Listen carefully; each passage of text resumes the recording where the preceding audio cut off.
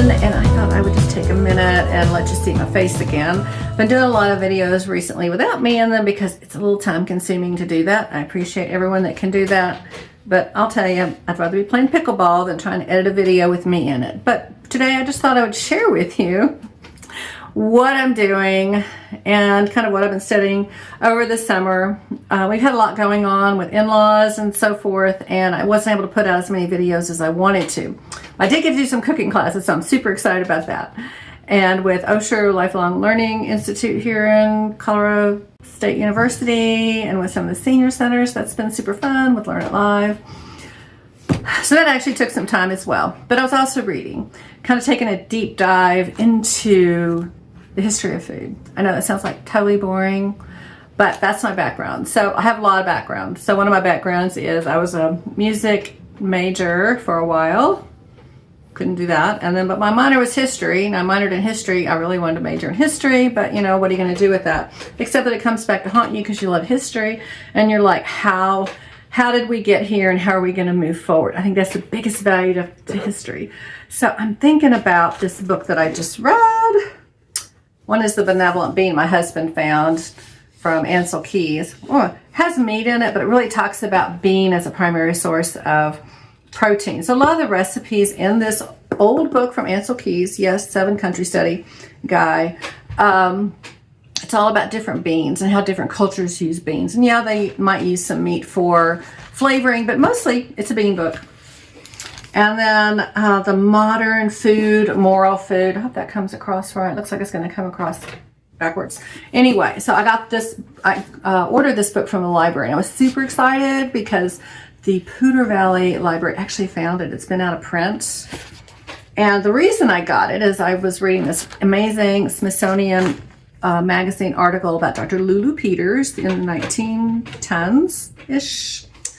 And it was about how she took the concept of calories, which was being introduced at the time for food, to improve nourishment and decrease malnutrition in the very early 1900s, when there wasn't the food supply that we have now, which is crazy. And she used it to lose weight and thought, well, you know, calories. She came up with a calorie is a calorie. And she used it to lose her 80-something pounds. I think she actually lost more than that. And thought it was so great, she would promote it as one of the first of that century's weight loss tools. What was referenced was the author of this modern food, moral food, Dr. Veet, who's at the university, Helen Zo V. This was at North Carolina Press, but I don't think she's there, but I'll make a note. But it really intrigued me, because I'm a history buff, what happened in the early 20th century and with our food supply, what was happening during World War I, and what happened throughout. So we all know about fast food, industrialization of food, mass production of animals and so forth. But wow, how did we get all that food in the grocery store, and what did that mean for especially women, y'all? Women. The biggest impact the industrialization food had was good and bad, was for women and their cooking and being in the kitchen, and they're all trying to work. And then during that time, we're also trying to have food conservation for World War I. I know this sounds totally boring, but why I think it's important is because I'm 65 years old, okay? And most of my friends are too. I got some young chicks out there that I love mentoring because they're fabulous women, amazing women. I love mentoring young women. But most of my peers don't cook, right? Or if they do, it's on occasion. They'd rather go out.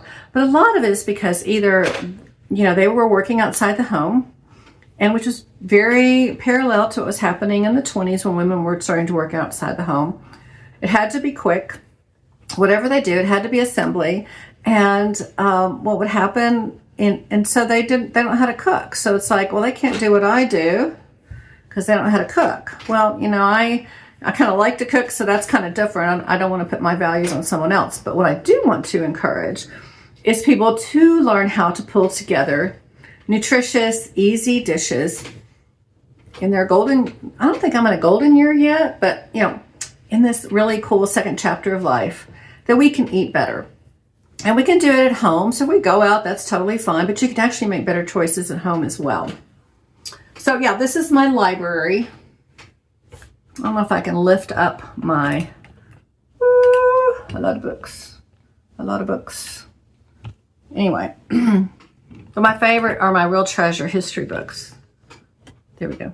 My favorite are my real treasure history books about early American cooking, 19th century cooking, because it's fascinating on what our food, how much food is part of our culture and what we do with that, okay?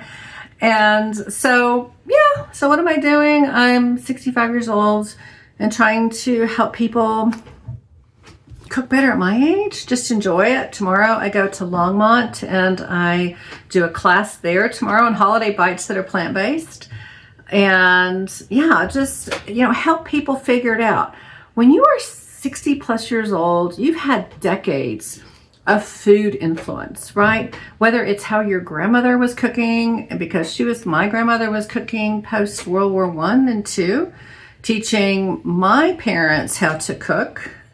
And then they thought about more meat because meat was so much more readily available and was fresher, so way fresher than World War I or prior to World War I. So, and the Pure Food Act and so forth. So we have a lot of influences on how we eat, and it does take time. And so it's just kind of like planting seeds, and I'll be sharing more of this kind of weird information while I do my future cooking videos, but to also show that you're going to get out of it as much as you put into it, right? So, and just remind yourself, if you're in my age category, even 50 plus, you've had years of influence, food influence, right? That's just stuck in our brains. And like, what do we do with that? And we've got to kind of manage that.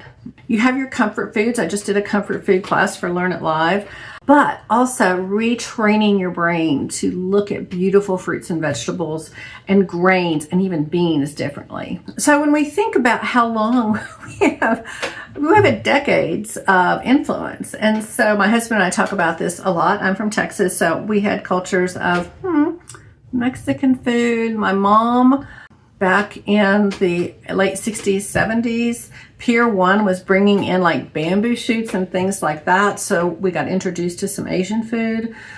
I'm talking 60s and 70s, my really formative years of eating. But it was still, chicken fried steak, fried chicken, fried pork chops. We had to have steak every Saturday night because my mother did not grow up with meat because they were poor. So we had a lot of meat because they were poor. You might have the same thing. And then my husband, he talks about Nebraska. Well, he's, Nebraska in the 60s and 70s. I'm just going to cut the chase. Didn't know what a burrito was until he went to college. Actually, I think he didn't know what a burrito was until he went to Houston, but I'll have to clarify that. But, he was post 20 years old before he found out what a burrito was. So any semblance of Americanization of Mexican food. And anything that we've been taught is really based on what we've been raised with, right? So I just want to share a little bit, maybe a little rambly, I don't know. But I have all this historical information that I've been packing in this year, just trying to gain knowledge and understanding that we have a long way to go. And this is nothing new. People had health problems.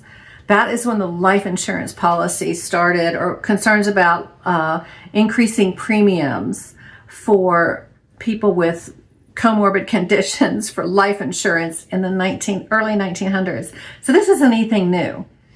We knew, we were starting to learn back then that eating poorly led to poor health outcomes. And I think there's nothing more joyous than to see someone eat more plants. They don't have to be 100%, but just eat more plants, transition their diet to a more whole foods, plant-based, or plant-forward, plant-slant, whatever you want to call it, and then just feel better. If they just give me a wink and a nod that says my poop is better. It's true, it happens. I'm just going to cut to the chase. Your microbiome will be better. There's nothing more fun than to say, I tried some things and it was okay. Like, I didn't die. I didn't might have been hungry a little bit later, but figure out how to deal with that. That's fine. So anyway, I just wanted to share some thoughts about what I'm doing. And continue to try to make 3 to 5 minute videos. Might be giving you some factoids, who knows. But give yourself a break, especially if you're like me, which is really my target audience, although my younger generation can certainly, as I say, can certainly join me. I love mentoring young women. That give yourself a break. You've been eating this way for a while. And unless there's a huge crisis like my husband who came home and said, I'm going to go vegan overnight because I have prostate cancer, stage 4, yeah, of course, you know, your triggers are going to be different, okay? Your motivations are going to be different. But I want to make it fun, interesting, share some stuff. So I hope you'll join me. If you're worried about your protein, watch this video here. If you're concerned about how to make food taste good, watch, I think I'm going to go here, the umami video. And yeah, hang with me. Let's just have fun. It's never too late to eat kohlrabi. I'm just telling you. It's never too late to change your lifestyle eating pattern so that maybe, you know, you can reduce or at least limit the number of pills they want to give you.